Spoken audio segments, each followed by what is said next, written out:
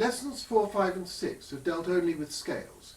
In Lesson 7 we cover the corresponding arpeggios extending into the second register.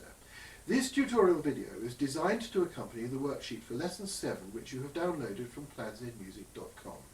This presents all these arpeggios written out with fingerings indicated, and it is important that you follow all the instructions on the worksheet, as this video will not cover all that is required by itself. When playing arpeggios, you should cross the break to a right-hand fingering wherever possible, and this applies to all the arpeggios in this lesson. Notes in arpeggios are not necessarily fingered the same way as in scales.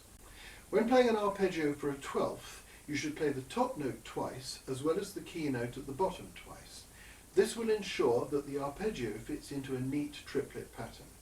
Here to demonstrate is the arpeggio of C major for a 12th.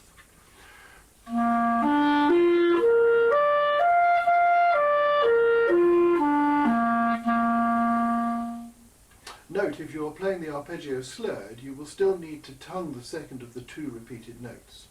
Here is the arpeggio of A minor for a 12th.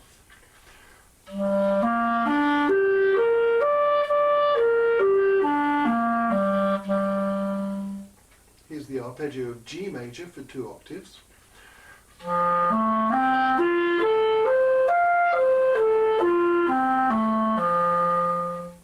Here's the arpeggio of E minor for a 12th.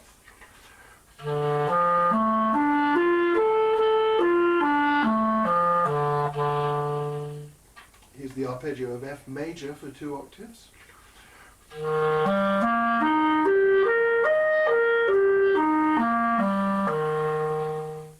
And here's the arpeggio of D minor for a 12th.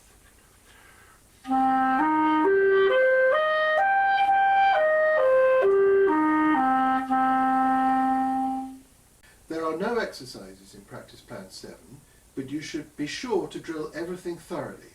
You have reached something of a landmark at this point, as you have learnt major and minor scales and their arpeggios up to 1 sharp and 1 flat.